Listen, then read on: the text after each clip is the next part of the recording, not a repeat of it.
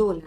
दोलन क्या होता है, तो किसी एक पॉइंट के, मान लो ये पॉइंट है और यहाँ पर कोई वस्तु है, ठीक है, कोई बॉल है, अगर वो इसी पॉइंट को बार बार क्रॉस करती है, यहाँ से यहाँ जाती है, फिर यहाँ से यहाँ आती है, मतलब इस पॉइंट के आसपास आगे या पीछे ऐसे ऐसे आती जाती रहती है, तो हम इस तरह की गति को दोलन कहते हैं।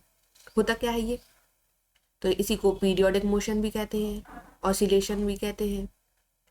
तो है क्या, तो किसी पॉइंट के, ये ऑब्जेक्ट है, उसके आगे पीछे वो उसके संतुलित पोजीशन पे, इक्विलिब्रियम पोजीशन पे बार बार आगे पीछे होती है। जैसे कि देखो यहाँ ये है, ये पेंडुलम कहलाता है। अब पेंडुलम क्या करता है, तो ये उसकी इक्विवेलेंट पोजीशन है, तो यहाँ से वो आगे जाएगा पीछे जाएगा, तो ये एक टाइप का दोलन है। अगर मानो स्प्रिंग है, यहाँ पर ये है स्प्रिंग और इस पर हमने भार लगा दिया, तो स्प्रिंग को नीचे खींचा थोड़ा सा और फिर छोड़ा, तो क्या होगा, वो यहाँ ऊपर नीचे आगे पीछे जाएगी इस पॉइंट पे। तो ये होता क्यों है, तो ये टाइप की फोर्स होती है, वी स्टोरिंग फोर्स, वी इसको कहते हैं एफएस, जो कि क्या करती है, सिंपल हार्मोनिक मोशन, सरल आवर्ती दोलन करती है, सरल आवर्ती गति को ये क्या करती है, क्रिएट करती है। अब this force is proportional to the displacement from equilibrium and always directed towards the equilibrium, मतलब जो इक्विलिब्रियम वाला पॉइंट है उसी के आगे पीछे बार बार होगी, चाहे वो ऊपर नीचे हो या ऐसे में हो। अब जैसे यहाँ पर हमने स्प्रिंग लगा दी है एक, उसमें ये लगी स्प्रिंग, और यहाँ पर एक बॉक्स रख दिया है जिसमें हमने स्प्रिंग को लगा दिया, तो अगर हम इसको खींचेंगे तो क्या होगा, ये भी आगे पीछे जाएगा। तो किसी एक पॉइंट के अगर वो आसपास गति कर रही है तो उस टाइप की गति को कहेंगे सरल आवर्ती गति। जैसे कि ये है, देखो यहाँ पर थोड़ा सा हमने खींच दिया, उसकी इक्विलिब्रियम पोजीशन ये थी, तो जब खींचा तो यहाँ आगे जा रही है, फिर उसका तो पीछे भी जा रही है, ये स्प्रिंग के लिए है। ये है हमारे उसके लिए, पेंडुलम के लिए, ये है जिसको लोलक कहते हैं, उसको इंग्लिश में कहते हैं बॉब। तो ये क्या करेगा, उसका ये है इक्विलिब्रियम पॉइंट, तो यहाँ से यहाँ तक जाएगी, फिर यहाँ से यहाँ तक जाएगी।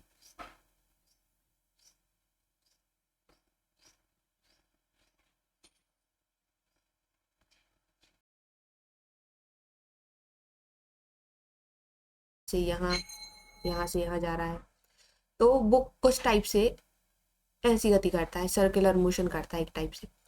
तो उसके लिए हम यहाँ से यहाँ तक का एंगल, अगर मान लो उसने कितना एंगल अभी बनाया है, ओमेगा टी, ठीक है, यहाँ पर भी ये इसका नॉर्मल ले लिया है इधर से, वो भी ओमेगा टी रहेगा। तो ये इन दोनों के बीच का अगर एंगल अभी ओमेगा टी है, तो अब समीकरण निकाल के देखते हैं क्या होगा। तो बाय बराबर ए साइन ओमेगा टी, वही वाला एंगल, प्लस एक फाई, मतलब थोड़ा सा और आगे बढ़ेगा। तो यहाँ पर बाय क्या है, कण का विस्थापन है, मतलब उसने कितनी दूरी तय करी है। ए जो है ये वाला, ये है कण का आयाम। आयाम क्या होता है, जैसे मानो कोई तरंग है, तो तरंग के लिए ये दूरी कहलाती है उसका आयाम। तो ये आयाम हो गया। कलांतर, कलांतर मतलब ये फाई कितना एंगल बनाया है, तो ये उसका कलांतर हो गया।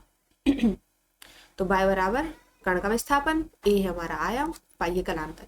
तो फॉर्मूला क्या हो जाता है, बाय बराबर a sine omega T plus phi. अब वेग का फॉर्मूला क्या होता है, वेग बराबर होता है दूरी बटे समय। दूरी के लिए हम क्या लेंगे, यहाँ डी वाई बटे में डी एक्स, क्योंकि वेग के लिए हम डी एक्स बटे डी टी लिखते हैं, यहाँ एक्स की जगह क्या ले लिया हमने, बाय ले लिया है। अब बाय की वैल्यू क्या है, ये वाली है फर्स्ट इक्वेशन से, यहाँ पर रख देंगे। अब ए क्या है, ए तो कांस्टेंट है, ए बाहर आ जाएगा, डी बटे D T sine omega T plus phi. और साइन का कितना होता है, तो साइन का होता है कॉस डी बटे D T sine omega T plus phi. तो सबसे पहले तो साइन का होता है कॉस, तो हमें लिख लिया cos omega T plus phi. अब अंदर क्या है, तो अंदर है हमारे पास, जैसे कि इस साइन ए टी होता था, तो हम क्या करते थे, ए को बाहर निकाल लेते थे और साइन का हो जाता था कॉस ए टी। तो ऐसे यहाँ पर भी है, यहाँ पर हमारे पास एक्स्ट्रा क्या है, ओमेगा है, क्योंकि टी के रिस्पेक्ट में तो हो रहा है, तो यहाँ ओमेगा क्या होगा, बाहर आ जाएगा, ओमेगा ए ए तो पहले से हो कॉस, और यहाँ पर कितना बचा ओमेगा टी प्लस 5। अगर हम ओमेगा का, क्योंकि क्या करते हैं ओमेगा का अलग से करेंगे तो ओमेगा क्या हो जाएगा 0, इसलिए यहाँ पर ओमेगा नहीं लेते। तो भी के बराबर कितना आ गया a omega cos omega T plus 5। अब भी बराबर ए ओमेगा है, तो अब यहाँ पर कॉस का क्या हो जाएगा, कॉस का एक और फॉर्मूला होता है जैसे कि कॉस थीटा है, तो इसको हम लिखते हैं 1 माइनस साइन स्क्वायर थीटा। ये आता कहाँ से है, यहाँ से आता है, cos square theta plus sine square theta बराबर होता है 1, तो यहाँ से इसको निकाल लिया, इतना आ गया। अब क्या करेंगे इसके बाद, साइन ओमेगा टी प्लस 5, ये जो है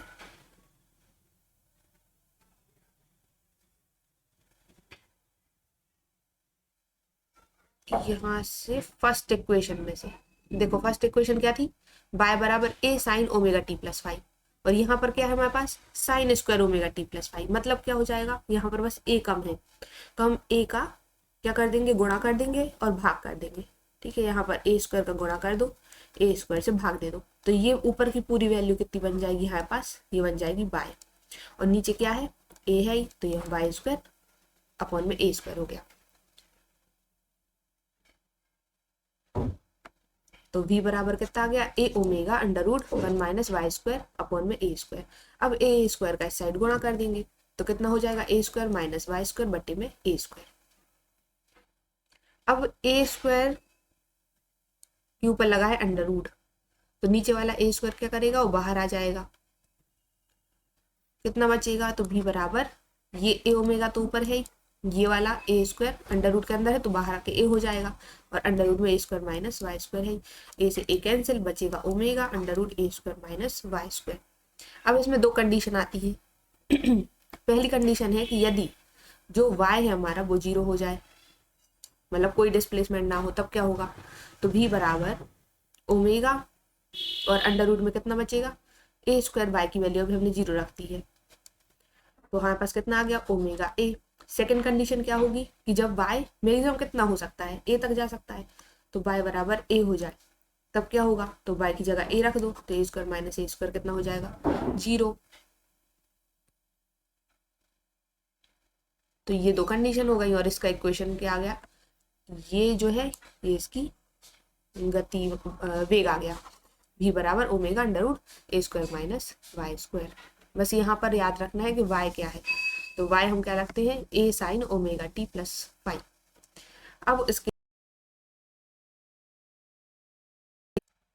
कण का विस्थापन समीकरण, अब विस्थापन निकालना है कि उसने कितना करा, तो y बराबर क्या है ए साइन ओमेगा टी प्लस 5, ये समीकरण एक हो गई।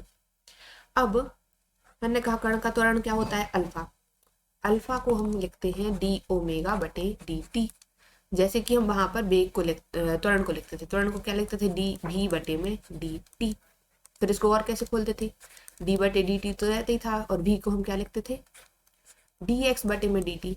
ऐसे यहाँ पर इस ओमेगा को भी खोलेंगे, ओमेगा को क्या लिख देंगे, यहाँ हमने लिया है डी बटे डी टी और यहाँ एक्स की जगह लिया है वाई, तो डी वाई बटे में डी टी, ये लिख दिया। अब अल्फा बराबर डी बटे डी टी तो है ही, यहाँ पर भी डी बटे डी टी है, और वाई की वैल्यू क्या है ये समीकरण एक, तो यहाँ रख दिया। अब साइन का क्या करेंगे, सबसे पहले तो ए को बाहर निकाल लेंगे, सब में कॉन्स्टेंट है ये। अब साइन का हो जाता है कॉस, और साथ में ओमेगा है तो ओमेगा आएगा बाहर, तो omega cos omega T plus 5। अब इसका आप क्या करेंगे, फिर से एक बार और यहाँ पर डिफरेंशिएशन करना है इसका, तो कॉस का कितना हो जाता है माइनस साइन, और साथ में होगा ओमेगा बाहर आएगा, तो minus a omega square sine omega T plus 5,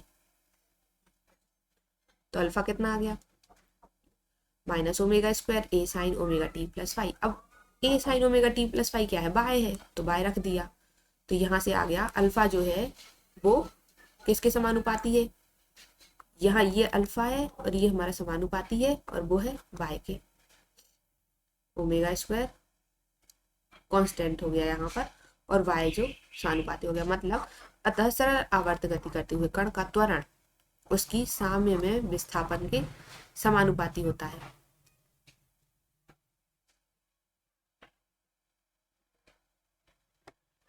अब कितना आया था, तो अल्फा बराबर ओमेगा स्क्वायर वाई ले लिया, अभी हमने माइनस को निगलेक्ट कर दिया है अभी के लिए, तो अब ओमेगा स्क्वायर क्या हो गया, ओमेगा स्क्वायर हो गया, यहाँ से अगर ओमेगा की वैल्यू निकाले हम तो ये हो गया अल्फा बटे बाय।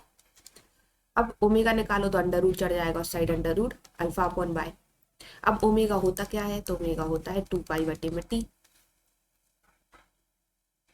तो अब ये समीकरण, ये ओमेगा यहाँ से निकला है और ये ओमेगा होता है, तो दोनों को क्या कर देंगे, बराबर रख देंगे। तो 2 पाई बाई टी बराबर under root alpha upon by हो गया। तो टी बटे में 2 पाई इसको उल्टा करूँ तो कितना आ गया, यहाँ पर भी उल्टा हो जाएगा, बाय अपॉन अल्फा हो गया। हमें टी की वैल्यू निकालनी है तो टी बराबर हो जाता है 2 pi under root by upon alpha. तो टी क्या है, आवर्तकाल। आवर्तकाल कितना आ गया हमारा, 2 पाई अंडर रूट विस्थापन बटे कोणीय त्वरण, ये आवर्तकाल का फॉर्मूला होता है। और आवृत्ति क्या होती है, 1/समय, तो 1/, आवर्तकाल। तो आवृत्ति निकाल लो, आवृत्ति कितनी आ जाएगी, यहाँ से टी की वैल्यू रख देंगे तो 1/2 pi under root alpha upon bye.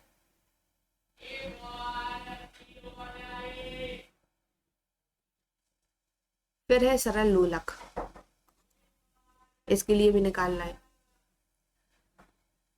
तो किसी पदार्थ के बिंदु आकार के भारी कण को एक भारहीन, अवितान और पूर्णतः लचकदार डोरी से बांधकर दृढ़ आधार से लटका दें तथा घर्षण रहित दोलन की व्यवस्था करें तो इस निकाय को सरल लोलक कहते हैं। यही लोलक मतलब पेंडुलम। क्या करते हैं उसमें हम ये रस्सी बांध देते हैं, तो रस्सी को ऐसे बांधते कि वो भारहीन है और बहुत ज्यादा लंबी है। अब इसके लिए निकालना है हमें आवर्तकाल। तो इसका आवर्तकाल क्या होगा, तो माना कि सरल लोलक की प्रभावी लंबाई L है, उसके गोलक का द्रव्यमान, मतलब जो यहाँ पर ये है, यहाँ आएगा लोलक आएगा ये है, तो इसका द्रव्यमान m है और s जो है निलंबन बिंदु है और a जो है गोलक का माध्य बिंदु है, मतलब यहाँ बार बार यहाँ पर आ रहा है।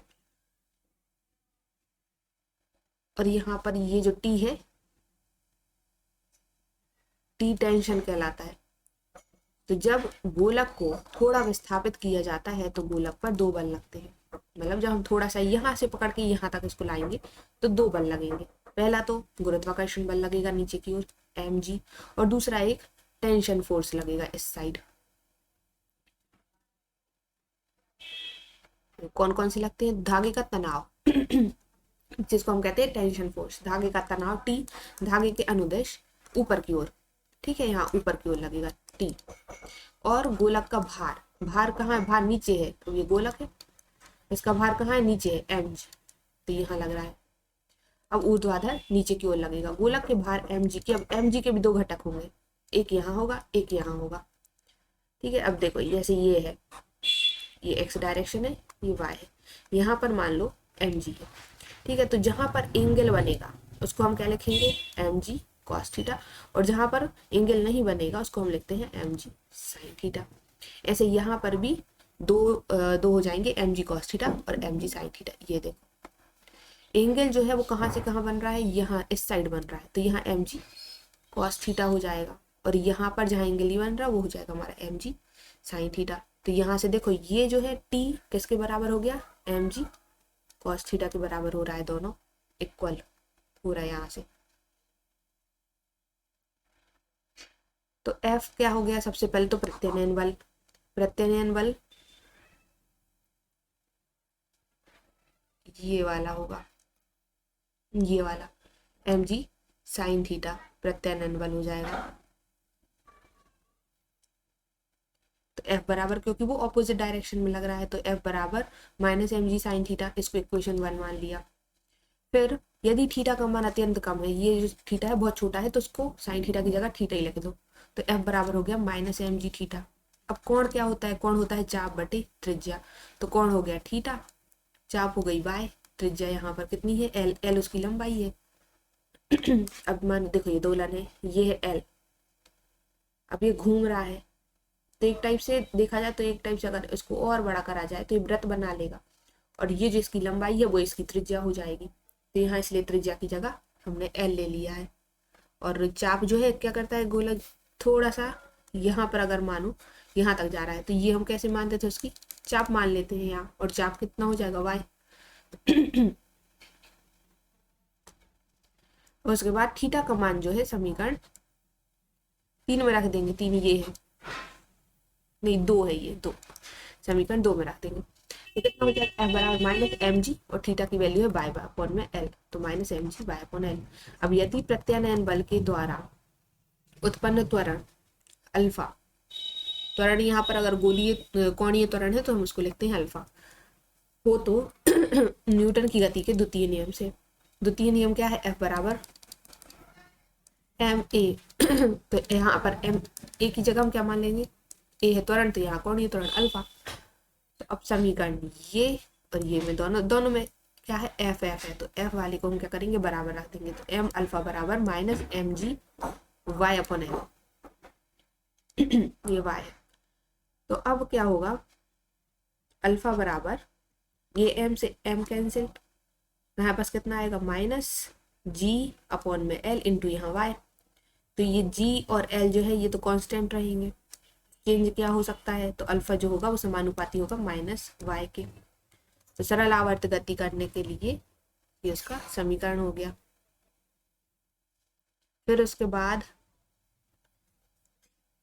अब अल्फा एक बार और निकाला था हमने, वो निकला था बाय अल्फा बराबर माइनस ओमेगा स्क्वायर वाई।